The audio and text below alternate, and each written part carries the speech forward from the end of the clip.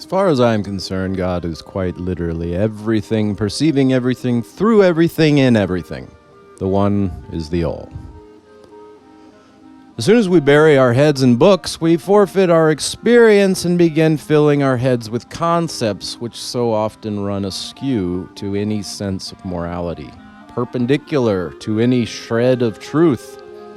My head is filled up with concepts. It's no wonder I never found truth in books. Experience alone leads to truth. I was in jail in Decatur, Alabama. 2007, age 21, when I first fell in love with King Solomon. After a wine tasting at an art gallery in Decatur, I stumbled to a friend's house and tried to sleep. But the friend had his band over, jamming the soulful roots rock of North Alabama late into the morning. So I went out and slept in my car. At dawn, I woke up to a fireman banging on my window. 2 more fire trucks showed up, then an ambulance, then several cop cars. I told them I was fine, just sleeping, and to please go away. What kind of a sick joke was this? A passerby was so bored with his dull hillbilly life that he called 911 to report a person sleeping in his car? Everyone left except one cop who stayed and drilled me. "You been drinking, son?" I told him I had been at a wine tasting the night previous, so yes, but not for many hours. We went on like this quite a while, back and forth.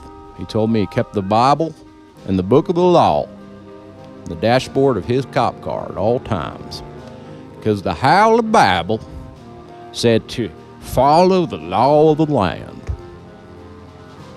Sir, with all due respect, you recognize that I intentionally slept in my car to avoid driving home because I didn't want to drive under the influence. You understand that, right? Yes, sounds like you was doing the right thing, but I'm gonna have to arrest you anyways. Decatur Jail is a colorful place. It's where the Alabamians store most of their black and brown people in the off-season before harvest. Yep, that's a slavery joke. Against the racist South. You can do that? I don't know, we'll see. I chose a top bunk away from everyone else. What's the only source of entertainment in Decatur Jail, you ask? You guessed it, the Holy Bible. So I sat there for a few days and read it. After all, this was the book that had told the cop to arrest me. Maybe it would tell me something too. I read and reread Kings 1 and Kings 2.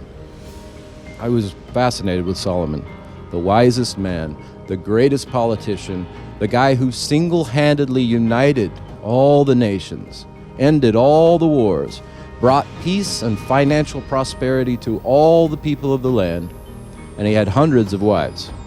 This guy Solomon was my new hero. Funny thing about Solomon, this guy claiming to be Yahweh was really angry at Solomon. Why?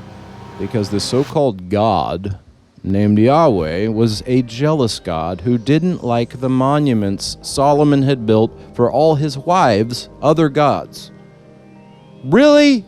You expect me to believe that the creator of all of time and space is jealous of other gods?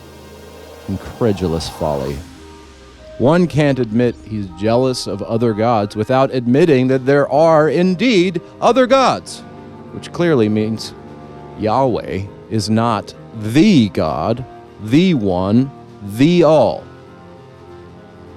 I'm being told I'm receiving threats. Death threats from a religious extremist. This jealousy sounds suspiciously human. In my 30s, I came across the same blaring discrepancy pointed out in the Gnostic Gospel, Apocryphon of John, where a demon named Yaldabaoth uses very similar language to that of Yahweh to Solomon. When he gazed upon his creation surrounding him, he said to his host of demons, the ones who had come forth out of him, I am a jealous God, and there is no God but me. But by doing this, he admitted to his demons that there is indeed another God. For if there were no other God, whom would he possibly be jealous of? That's in The Fashioning of This World, Apocryphon of John. Here's the thing I've come to as of late. God doesn't need to speak to anybody. God, the One, doesn't need any messengers either.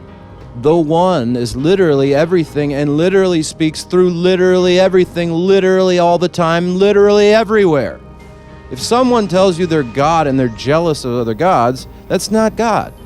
If someone tells you they're arresting you despite your innocence because a book about God told them to do it, well, that's not fucking God either.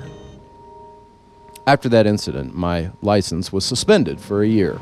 I was on probation for a year, along with 80 hours of community service, and I had to pay Decatur courthouse fines, thousands and thousands of dollars in court costs and other fees. When the day came to pay Decatur courthouse, I asked my friend and bandmate, Aaron 8, to drive me out to Decatur to witness me handing over that huge wad of cash.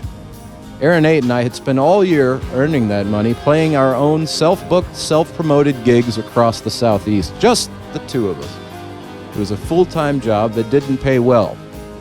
He bought a purple van with his earnings. I handed my earnings over to Decatur Courthouse because God said so. We're walking hand in hand.